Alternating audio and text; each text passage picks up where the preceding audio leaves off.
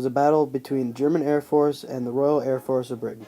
After the fall of France in late June of 1940, the Germans' morale was high and they expected immediate victory with Britain. However, the same day that the Germans invaded France, a new prime minister was elected in Great Britain, Winston Churchill. He and his war cabinet refused to negotiate with Hitler and rallied public support in his Britain's Finest speech, where he stated that the Battle of France is over and I expect the Battle of Britain is about to begin.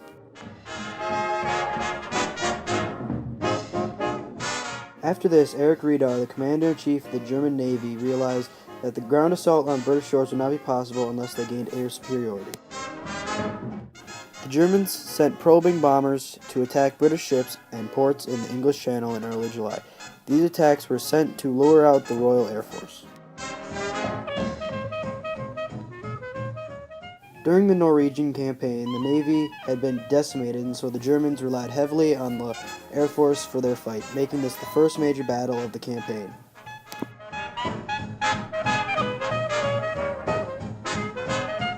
July 16th, Hitler ordered plans to be made for a British invasion known as Directive No. 16. These preparations outlined the Germans' plan to gain air superiority and remove Britain as a military threat to their cause. Hitler hoped that this would put fear into the British and cause them to negotiate. On July 31st, Hitler held a meeting at his estate, and the next day the High Command of the Armed Forces of Germany issued its plan to attack. This plan was known as Operation Sea Lion.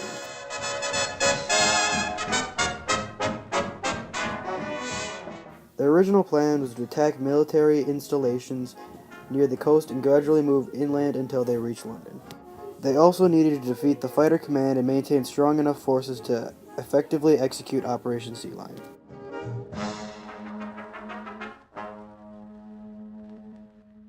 This decimated the English shipping ports in the Channel, but helped conserve pilots for the battle that was soon to come. In early August 1940, Hitler decided to begin massive bombing raids on air bases and military command posts in southern England, hoping it would break Britain's will.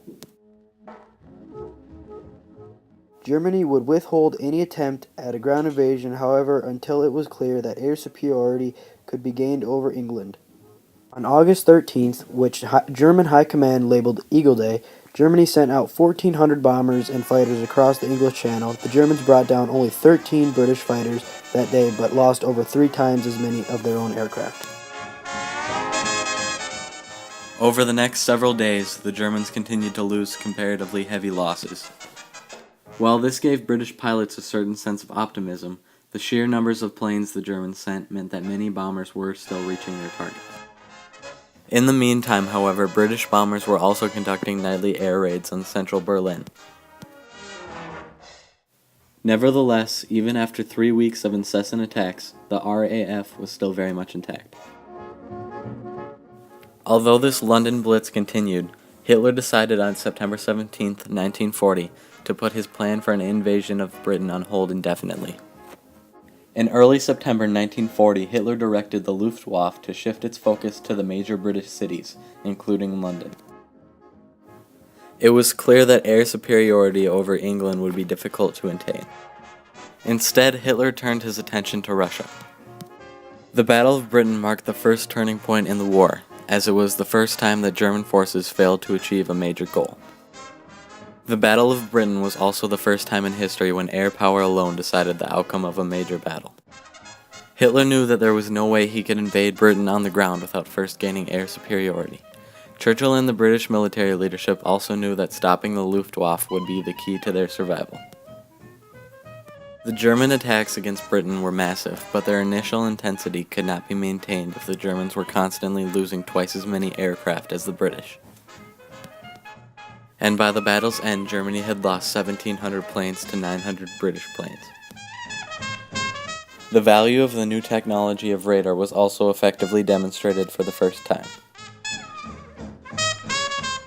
The British had built a net of radar stations along their coastline prior to the battle, and this system proved invaluable as British controllers could see the enemy coming and scramble fighters in the right place at the right time. Although the Germans made an effort to bomb radar stations early on, By mid-August, they gave up the strategy, believing it ineffective. It was a major mistake.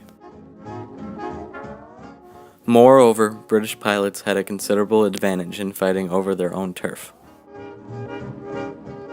Whereas German pilots had limited time over their target areas before having to return home to refuel, British pilots could stay in the air longer and even return to base, refuel, and then resume the fight.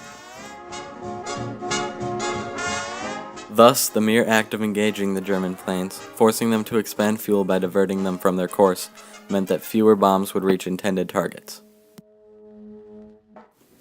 For both Britain and Germany, this air combat was a new kind of warfare, and each side's strategies were experimental in nature.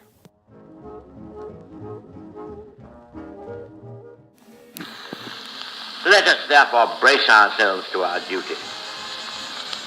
So bear ourselves that if the British Empire and its Commonwealth last for 1,000 years, men will still say, this was their finest hour.